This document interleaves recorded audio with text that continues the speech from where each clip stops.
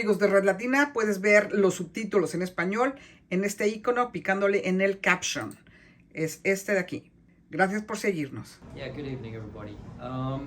Yeah, we started this journey, nearly 2 years ago to get to this moment. And I think there's been a lot of work behind the scenes. And to get a game, with this opponent, with so much on the line, what it means to the fans, what it means to everybody here, individually, personally, whatever they go to is, whatever their motivations are to get it to this point. Just extremely proud of the group, and to call that spot our own.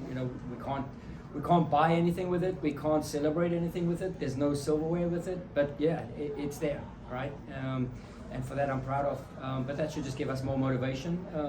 And the players are really upset. If you go in there, it's quiet because they know they don't want to concede late goals. They know everyone who comes in has great amounts of energy. We make game-changing, substitutions or what have you, and we bring a new set of energy, right? So.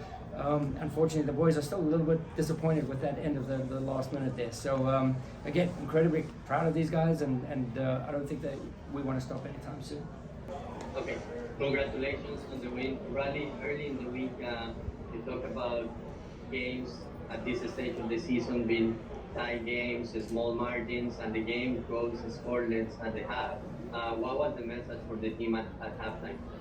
Yeah, the message was to be a little bit patient, right? So even in our press, we got a little stretched at a few times, and we made a few tweaks, and then with the changes, we changed the system as well. So I thought we had a lot more impact with the sort of fresh legs and the system changed. But yeah, again, we had to manage the rhythm of the game. You could see there was getting an edginess to it with Sam's tackle, and then all of a sudden Anthony's on a yellow card. So we just had to manage the game and get to that point.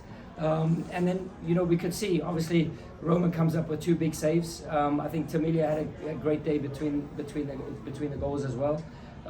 And yes, these moments change games. And fortunately today, we got the first one, and we know when we get the first one, it could be a flood, in terms of City Park atmosphere and what it does and what it does to the opponent. So 4 goals in 12 minutes, I believe, was some finish. And like I said, just a bit gutted about the final goal that we let in.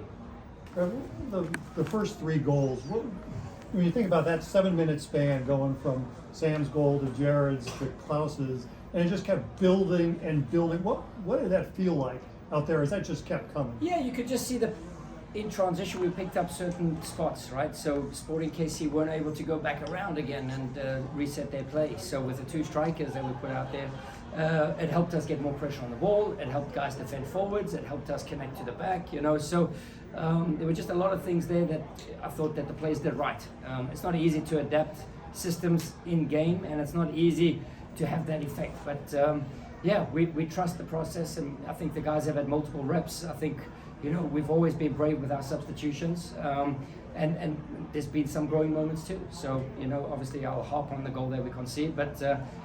We get it to a point where it almost, I'm just so happy to be on the sidelines when it goes that way, because it's like almost falls into place exactly how you thought it could go, and it did go. But now credit to the players for being disciplined enough to get to those spots and making sure that they stick to their principles. And again, transition's our first weapon. I thought we had way too much of the ball in the first half. So second half, we started running the line more, we started counter-pressing more, we started playing vertical in transition more, we started being brave. So, and then good things happen, I believe, in our system. And I think we displayed that. And then the crowd just keeps going nutser and nutser. And... yeah, pretty incredible.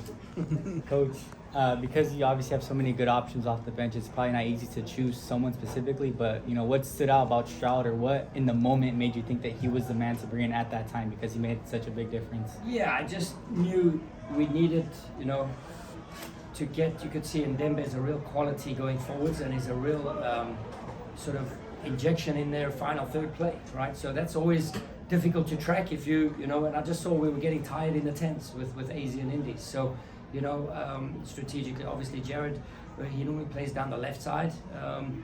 We call those 3 guys interior 10s. But yeah, we needed to get pressure on Ndembe. And I thought with the change of system, I thought with the energy that Jared brought, and he was brave. He took a few risks in the pressing moment, and if you read the timing of the pass right, if you read the connection, if you see the pressure from Sam and Klauss, then you can get on the jump. Joaquini played a massive role in that too. You know, I thought, I've always told, you know, the three strikers, I had a meeting with them early in the week, and I said, you know, one of you are going to play, two of you are going to play. I'm not sure if all three of you are going to play, but I'll do my best, you know, to try and get them on the field. And I think you could see, you know, I'm trying to make everyone happy. I'm trying to give everyone minutes that I can. But to see the response like that is incredibly humbling. João Klauss has been very open about his confidence level coming back from injury. He scores 2 tonight. That second goal was especially special. What do you kind of think of his confidence and where, like I said, continuing off your strikers, just how? Yeah, I mean, strikers ooze. You know, when they're when they're in the groove, they're difficult to stop. But what you'll notice about Klauss, he's the first one to get his head down and recover. He's the first one to help out in the defense. He's the first one to point fingers at his friends and get them all together and get them re-energized. And he brings a lot of energy, and he holds a lot of people accountable, right? So myself as well. So he's always, we're all on our toes because we just want to, Klauss is a winner by nature. You can just see, he breathes and his heart beats for points, you know, and goals. I even said to him, Klauss, do you want to come off? You want to go for 3, or do you want to come off? He says, no, coach, it's okay. You can decide. You know, so we made a choice, and you know, we kept the birthday boy Sam on the field, and that's what it was, right? So, but he's a good teammate as well. So, you know, yeah, he gives the best hugs every morning in the breakfast room to everybody. So, you know, we love Klauss around. Coach, what's it feel like? You're watching the game. You're thinking, okay, if I make these changes, this might happen. Then you make those changes. And I'm guessing that's what happened. What's that feel like? Yeah, I mean, again, you just want to give guys opportunities. You want to feel the right moments. You have to feel what the game needs. And I think that's part of my learning process as well as a rookie coach, right? So just leading myself down my individual development plan, you know, and when to do what and how to do it, right? So, yeah, I feel pretty confident, and I've always been brave to make changes, and I've always, you know, held my head up there to say if I got it right or I got it wrong. So, you know, and sometimes I do both. You get it right and you get it wrong, and I'm fine with that because we learn, we grow, and we go next week again. So, totally fine with it. But yeah, it's a great feeling when you know that you've got a team to a certain point, and then you can feel a sense of energy, and then the complexion of the game change, and then we score. It's a great feeling for sure. Our players are contributing. Anthony Marcanic, as a young player, has really been contributing and battling. What does that do for the rest of the club when a young guy is sticking to the principles like this? Well, normally young guys, they're brave, right? They, you know, they're saying once bitten, twice shy. Anthony hasn't been bitten yet, right? So he's just playing brave on the front foot, you know, sticking to the principles because he's got a point to prove. He came from a club where he wasn't playing, and now he's playing at the top team in the West, and he's playing, right? So, and not just playing, contributing. So, you know, we're guiding him along this, and, you know, we said at halftime, just watch, keep your nerve, you know, play, suffer with a smile, I said to him, you know, so enjoy this game, but keep your head on your shoulders. So, and he's done a great job with that too. So he managed the game in the second half really well. Brad, you can't point to many spots in the season where you guys maybe have lulls, but if there was a mini one, it was maybe before the first time you guys played Sporting KC. What did the rivalry do for your team? What has it done for this season? Has it been an important chapter? I think it's something budding, you know, something, I said it after the first game, something needs to grow, and you can't just create a rivalry all of a sudden, right? So there needs experiences, there needs results, there needs edgy moments, and I think each game has had critical moments or edgy moments to create tension. And that's what a rivalry is about, you know, and then if you see the way that our fans went to Sporting, wow, that was incredible, right? So dominating that stadium, and then doing it again tonight. And again, just setting an input, like Sam's tackle, you know, was a kind of catalyst for our second half performance, right? So just before the half, he makes that tackle, we go in, everyone's got a different buzz, a different energy, and that was great. That's what we needed. We live and die by those principles of being aggressive, but fair. And I think that's what we were today. But yeah, no, for sure, these moments help us. For sure, there's something on the line. We said to the players, whatever's your why, you know, whether it's the fans, whether it's, you know, individual, family, and what have you, you know, just keep a moment for this, what's going on around here. And this is something to be hold, you know, I think to cherish for a long time. Can that help in a playoff setting to have games that feel like this? 100%, 100%. And if you've felt now, we've played 3 times Sporting KC, you know, it could have been that they could have been in the playoff spots tonight if we had lost that game, right? And then we could have had them 6 times potentially this season, right? And we didn't want that. We didn't want that because, yeah, it's just sometimes it's not easy playing as the same team 6 times in a season, understandably so. But again, credit to our boys for, you know, resetting and applying the principles and being aggressive from the go. Coach, you don't get here without preparation and without being in the moment. You've talked about making history throughout the season. Now that you've made history of this significance, potentially becoming the first seed, and then obviously with the win total, when you reflect on that as far as your career is concerned, where does that rank? Yeah, listen, I think I've always been able to be pretty even-keeled, you know, and one of the wisest words when I came to this league, never get too high, never get too low, because there's going to be bad moments, there's going to be great moments, you know, and as a coach, yeah, whether it's, you know, at my University of Johannesburg, winning, you know, some mini silverware there, I would say, you know, nothing to write home about, but these are growing steps in a pathway, right? And the coaching's never been about me. It's never been about what I want and what I want to achieve. For sure I'm hungry, and, you know, for sure I can swim in deep waters and adapt and evolve and get better and drive myself to high standards. But it's about the people around me. You know, if I can see people grow around me, and if I see how the squad's developed and grown, and everybody, you know, whether their values and all these types of transfer values and what have you, if they've just got there, if they get new contracts, or if they get just one step better every day, that's you know, gratification for me. You know, I'm really grateful for these moments to help kids and to help young men develop into young men and better players and people around me. So if I can make an impact like that, then that's all worth it for me. Any plans for Sunday night with the team? Not as yet, not as yet. We'll just have to see, you know, obviously we don't want to get too ahead of ourselves. Yeah, you know, again, you can check these boxes now, you can check a few things off the list, but we want to keep on going now. You know, we need a couple more points to make 58 points, I believe, to make it all of our own, because 17 and not 58 points, is it the best expansion year? I'm not sure. But again, we're just trying to get, you know, the next 3 points, and the Vancouver comes around pretty quickly. Coach, congratulations for the win. Thanks, man. But we've seen a very balanced or difficult first half. Kansas had clear-cut chances they could score, and it ended up not halftime. Yeah.